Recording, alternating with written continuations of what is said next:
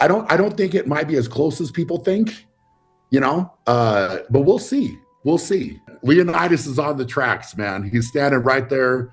Yep, it's yeah, he's definitely gonna see a train, that's for sure.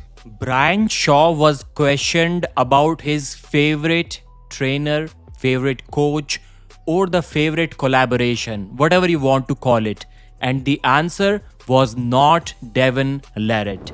Brian has made it absolutely clear to everyone, including Leonidas Arcona and his fans, that the match is not going to be as close as the fans are expecting it to be. And I do agree with Brian on at least this part where everyone thinks this match is going to be close. I'm yet to hear an opinion that says the match is going to be one-sided for Brian Shaw or it is going to be one-sided for Leonidas Arcona. Everyone believes it is going to be a war. Well, everyone except Brian Shaw now. Brian knows that Leonidas is a legit arm wrestler. He has been arm wrestling for 6 years. And yet, he doesn't really know how strong Leonidas is. Because arm wrestling isn't like strongman where you can see a lift in a video, you can judge by the facial expressions how hard that strongman is trying, and then you know how strong that guy is, what kind of shape he's in right now. But that's not the same for arm wrestling. But still, Leonidas beat Schoolboy and he did good against John Brzezinski. These things cannot be overlooked. He is going to be a tough challenge. A tough challenge that Brian will surely overcome. Because Brian is in the best arm wrestling shape that he has ever been. And he himself said that that is the way it should be because he's new to arm wrestling. And sometimes when I see new arm wrestlers who are not even 20 years old yet say every week that they are the strongest they have ever been, it kind of gets a little weird because you are expected to be the strongest that you have ever been. At this age, even if you don't do anything, no training, no arm wrestling at all, still you are going to improve every month. And although Brian is not 20 years old and he definitely knows this fact, still this logic applies to him as well.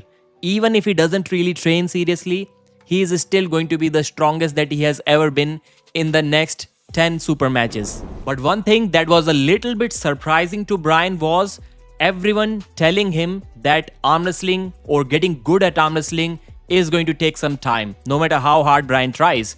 And initially, Brian thought that that logic may apply to regular folks, but with his dedication, with his knowledge, he's going to speed up that process. But then he realized that there are some things that genuinely take a lot of time in arm wrestling, especially the connection part, the mind-muscle connection, and also the muscle-muscle connection, the tendon-muscle connection. Being able to connect everything on the table and then apply it in a manner that it becomes unstoppable for your opponents, it really takes time. Brian thinks that Leonidas didn't even join the podcast because he is scared. He got a lot of pressure on his shoulders. He needs to back out of this match.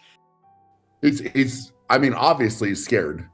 He's scared. I don't blame him. I don't blame the guy, right? We're coming up on a week out, right? I'm sure his nerves are through the roof. He's got a lot of pressure on his shoulders, man. And this would put more pressure to live and talk. So, he needed to back out, I guess. I don't know. Before this match, in the preparation, Brian reviewed his match against Brandon while sitting with Brandon. And it was an amazing experience. He was easily able to spot the mistakes which he made in that match. He's now a much more experienced arm wrestler. And it hasn't even been 1 year since then. Brian's favorite arm wrestler to work with was Hermes Gasparini. There were many things that Brian was able to learn from Hermes, even when Hermes wasn't verbally teaching Brian anything. They just have that similar mindset about training, similar mindset about getting strong. It was quite natural for Brian to learn from Gasparini.